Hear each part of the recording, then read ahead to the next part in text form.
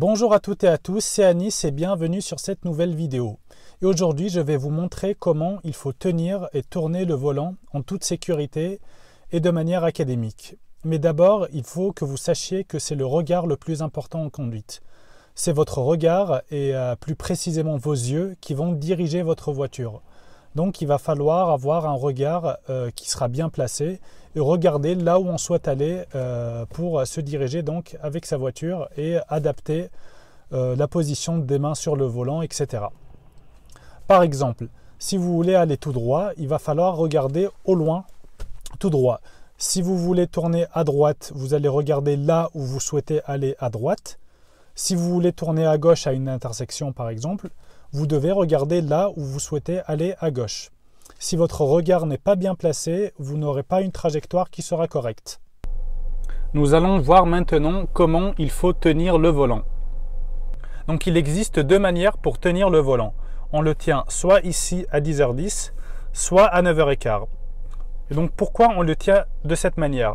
En fait, si vous avez vos mains ici, vous allez voir en fait, vos deux mains sont à l'horizontale et votre main droite et votre main gauche exercent à peu près le même poids à droite et à gauche. C'est pour ça qu'on le tient de cette façon. Et c'est pareil si on est à 10h10. Si vous avez une main ici par exemple et une autre main ici, en fait, votre main gauche, elle va avoir tendance à basculer vers la gauche et donc vous allez tourner le volant et vous allez faire des écarts de trajectoire. C'est pour ça qu'on le tient de cette façon. On va voir maintenant les gestes qu'il ne faut surtout pas faire pour tenir le volant. Donc il ne faut surtout pas tenir le volant par le bas, ici par exemple. Pourquoi ? Parce qu'en fait, si vous voulez tourner à gauche, vous serez en fait bloqué. Votre marge de manœuvre sera très réduite. Si vous voulez tourner à droite, ici, vous allez voir, on va buter sur le corps. Et donc, il ne faut pas le tenir de cette façon. Il ne faut pas aussi mettre une main à l'intérieur du volant. Donc ça, c'est un geste qu'il ne faut surtout pas faire.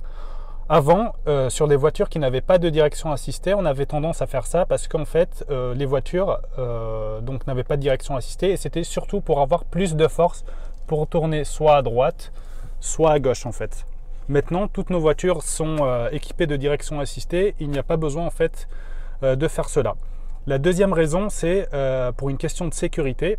Imaginons par exemple que vous roulez, que vous preniez un trottoir par exemple. Vos roues, imaginons qu'elles sont à droite. Si vous prenez un trottoir, elles vont tourner brusquement à gauche. Et donc, le volant va tourner aussi brusquement vers la gauche. Il est susceptible de faire deux tours. Et si vous avez un bras à l'intérieur, vous pouvez vous blesser gravement. Il ne faut aussi pas tenir le volant à une main. Une main ici par exemple et une autre main ici sur la poignée de vitesse.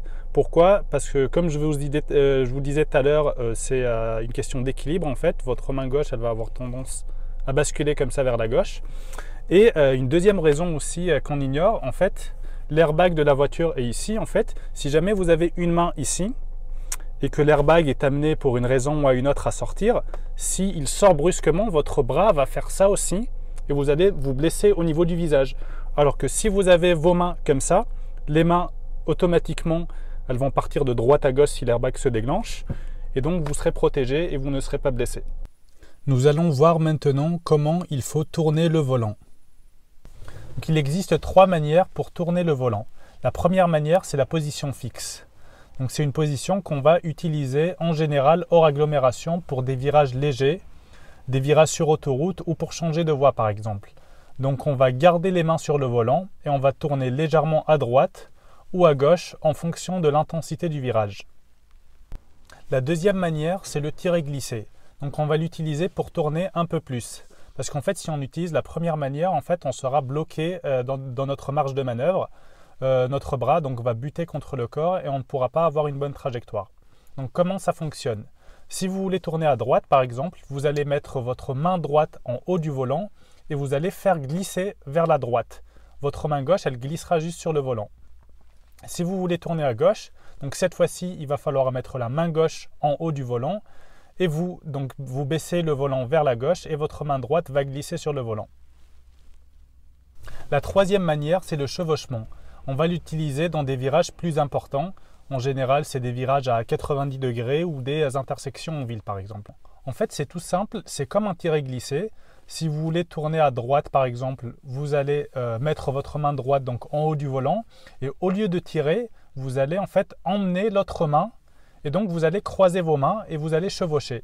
Donc pour tourner à droite. Pour tourner à gauche, c'est tout simple. Vous mettez votre main gauche en haut du volant, vous tirez le volant et vous amenez votre autre main et vous allez les croiser et vous allez chevaucher comme ça pour tourner à gauche.